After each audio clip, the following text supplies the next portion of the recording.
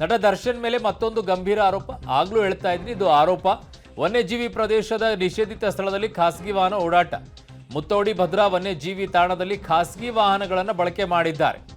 ಅರಣ್ಯ ಮತ್ತು ವನ್ಯಜೀವಿ ಕಾಯ್ದೆಯ ಉಲ್ಲಂಘನೆ ಆರೋಪವೂ ಕೂಡ ಇದೆ. ಈಗ ಓಕೆ, ಒಂದಾದ ನಂತರ ಒಂದು ತಗಲಾಕೊಳ್ತಾ ಇದೆ. ರಾಜ್ಯ ಅರಣ್ಯ ಮತ್ತು ವನ್ಯಜೀವಿ ರಾಯಭಾರಿ ಆಗಿರುವಂಥ ದರ್ಶನ್ ಸೂಕ್ಷ್ಮ ಪ್ರದೇಶಗಳಲ್ಲಿ ಬಾಡೂಟ ಮತ್ತು ಪಾರ್ಟಿ ಮಾಡಿರುವಂಥ ಆರೋಪ.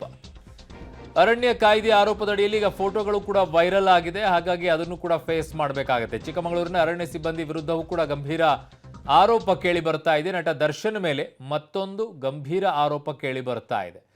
ಸೊ ಕೆಲವು ಕಡೆಗಳಲ್ಲಿ ಈ ಪ್ರೈವೇಟ್ ವೆಹಿಕಲ್ಸ್ಗಳಿಗೆ ಅವಕಾಶ ಇರೋದಿಲ್ಲ. ಅರಣ್ಯ ಇಲಾಖೆಗಳದ್ದೇ ಜೀಪ್ ಇರುತ್ತೆ, ಅವುಗಳಲ್ಲಿ ಮಾತ್ರ ಓಡಾಟವನ್ನು ನಡೆಸಬೇಕಾಗತ್ತೆ. ಅವರ ವಾಹನದಲ್ಲೇ ಓಡಾಟವನ್ನು ಮಾಡಬೇಕಾಗತ್ತೆ. ನಿಮ್ಮ ಪ್ರೈವೇಟ್ ವೆಹಿಕಲ್ಗಳಿಗೆ ಪರ್ಮಿಷನ್ ಇಲ್ಲ. ಕೆಲವು ಜಾಗಗಳಲ್ಲಿ ವಿತ್ ಅರಣ್ಯ ಅಧಿಕಾರಿಯ ಪರ್ಮಿಷನ್ನ ತೆಗೆದುಕೊಂಡು ಹೋಗಬಹುದು. ಆದರೆ there is some limitation.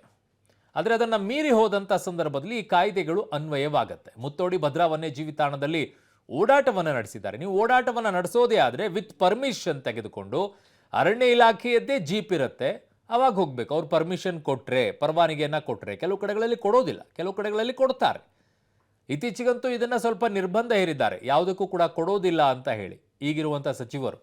So ಹಾಗಾಗಿ ಇವೆಲ್ಲವನ್ನ ಮೀರಿ ಈ ರೀತಿಯಾಗಿ ಪ್ರೈವೇಟ್ ವೆಹಿಕಲ್ಗಳನ್ನು ಓಡಾಡಿದ್ದಾರೆ ಅಂತಂದರೆ ಮೋಸ್ಟ್ಲಿ ಅಲ್ಲಿರುವಂಥ ಅರಣ್ಯ ಅಧಿಕಾರಿಯ ಮೇಲೂ ಕೂಡ ಅದರ ಕ್ರಮ ಹೋಗುತ್ತೆ. ಆಮೇಲೆ ಆ ವೆಹಿಕಲ್ಗಳನ್ನು ಬಳಕೆ ಮಾಡಿದ್ದಕ್ಕೆ ಯಾರು ತೊಗೊಂಡು ಹೋಗಿದ್ದಾರೆ ಅವ್ರ ಮೇಲೂ ಕ್ರಮ ಇರುತ್ತೆ. ಕಂಡಂಗೆಲ್ಲ ಫಾರೆಸ್ಟಲ್ಲಿ ನಿಮಗೆ ಓಡಾಡೋಕ್ಕಾಗಲ್ಲ ರೀ. ನನ್ನ ಸಹೋದ್ಯೋಗಿ ಈಗ ನಾರಾಯಣಗೌಡ ನನ್ನ ಸಂಪರ್ಕಕ್ಕೆ ಸಿಗ್ತಾ ಇದೆ ಚಿಕ್ಕಮಗಳೂರಿನಿಂದ. ನಾರಾಯಣಗೌಡ, ಏನೆಲ್ಲ ಅಪ್ಡೇಟ್ಸ್ಗಳು ಬರ್ತಾ ಇದೆ? ಈಗ ಏನಾಗಿತ್ತು, ಯಾವಾಗ ಆಗಿತ್ತು ಈ ಪ್ರಕರಣ?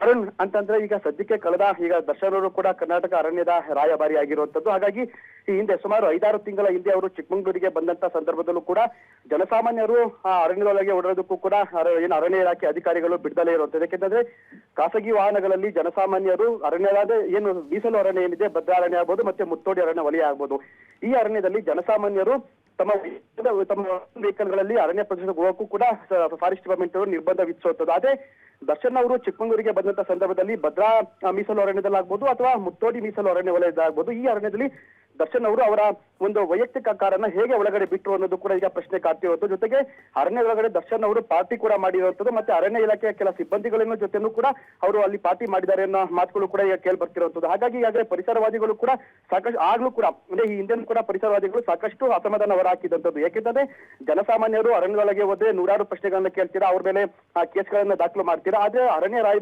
ರಾಯಭಾರಿ ಆಗಿರೋ ಒಂದೇ ಒಂದು ಕಾರಣಕ್ಕೋಸ್ಕರ ಅವರು ತಮ್ಮ ವೈಯಕ್ತಿಕ ವಾಹನಗಳಲ್ಲಿ, ಖಾಸಗಿ ವಾಹನಗಳಲ್ಲೂ ಕೂಡ ಅರಣ್ಯ ಇಲಾಖೆಯಲ್ಲಿ ಅಂದ್ರೆ ಮೀಸಲು ಅರಣ್ಯಗಳಿಗೆ ಎಲ್ಲಿ ಬೇಕಾದ್ರೆ ಅವರು ಓಡಾಡಬಹುದಾ, ಮತ್ತೆ ಅಲ್ಲಿ ಪಾರ್ಟಿ ಮಾಡೋಕ್ಕೂ ಕೂಡ ಅವಕಾಶ ಇದೆ ಅಂತ ಈಗ ಜನಸಾಮಾನ್ಯರ ಜೊತೆ ಪರಿಸರವಾದಿಗಳು ಕೂಡ ಅರಣ್ಯ ಇಲಾಖೆ ವಿರುದ್ಧ ಅಸಮಾಧಾನ ಹೊರಹಾಕ್ತಿರುವಂತದ್ದು. ಒಂದು ಅರಣ್ಯ ಇಲಾಖೆಯವರ ಅನುಮತಿ ಇಲ್ದಲೆ ಇದೆಲ್ಲ ನಡೆಯೋದಕ್ಕೆ ಸಾಧ್ಯ ಇಲ್ಲ. ಹಾಗಾಗಿ ಈ ಒಂದು ಏನು ಅದರೊಳಗೆ ದರ್ಶನ್ ಅವರು ಪಾರ್ಟಿ ಮಾಡೋದಕ್ಕಾಗ್ಬೋದು ಅಥವಾ ಅವರ ವೈಯಕ್ತಿಕ ವಾಹನಗಳನ್ನ ಕೊಂಡೊಯ್ಯೋಕ್ಕಾಗ್ಬೋದು, ಅರಣ್ಯ ಇಲಾಖೆಯ ಅನುಮತಿ ಇಲ್ಲದೆ ಇದೆಲ್ಲ ಆಗದಲೇ ಇರೋಕ್ಕೆ ಸಾಧ್ಯ ಇಲ್ಲ. ಹಾಗಾಗಿ ಸ್ಥಳೀಯರು ಕೂಡ ಈಗ ಅರಣ್ಯ ಇಲಾಖೆಯವರ ವಿರುದ್ಧ ಅಸಮಾಧಾನ ಕೂಡ ಹೊರಹಾಕ್ತಿರುವಂತದ್ದು. ಅರುಣ್. ಓಕೆ, ನಾರಾಯಣಗೌಡ, ನಿಮ್ಮೆಲ್ಲ ಮಾಹಿತಿಗೆ ಧನ್ಯವಾದಗಳು. ಸೊ ಸೂಕ್ಷ್ಮ ಪ್ರದೇಶಗಳಿರ್ತವೆ, ಅಂಥ ಪ್ರದೇಶಗಳಲ್ಲಿ ನಿಮಗೆ ಅವಕಾಶಗಳನ್ನು ಕೊಡೋದಿಲ್ಲ. ಅದಕ್ಕೆ ಕೆಲವೊಂದಿಷ್ಟು ಲಿಮಿಟೇಷನ್ಗಳಿರುತ್ತೆ, ಅದನ್ನು ಮೀರೋ ಹಾಗಿಲ್ಲ. ಕೆಲವು ಕಡೆಗಳಲ್ಲಿ ಅವಕಾಶವನ್ನು ಮಾಡಿಕೊಡ್ತಾರೆ, ಅವುಗಳಿಗೆ ಪರ್ಮಿಷನನ್ನು ತೆಗೆದುಕೊಂಡು ಹೋಗಬೇಕಾಗತ್ತೆ. ವಿತ್ ಅವರೇ ಬರ್ತಾರೆ. ಸೊ ಯಾವುದು ಹೇಗಿರಬೇಕು ಅನ್ನೋದನ್ನು ಹೇಳ್ತಾರೆ, ಅದಕ್ಕೆ ತಕ್ಕಂಗೆ ಇರಬೇಕು. ಕಂಡಂಗೆಲ್ಲ ನನ್ನ ವೆಹಿಕಲ್ಗಳನ್ನು ತೊಗೊಂಡು ಹೋಗ್ಬಿಡ್ತೀನಿ ಅನ್ನೋ ಮಟ್ಟಕ್ಕೆ ಇರೋದಿಲ್ಲ. ಸೊ ಹಾಗಾಗಿ ಇದು ಒಂದು ಕಡೆಗೆ ಒಂದಾದ ನಂತರ ಒಂದು ಸಮಸ್ಯೆಗಳು ಈಗ ಎಡೆ ಮಾಡಿ ಕೊಡ್ತಾ ಇದೆ.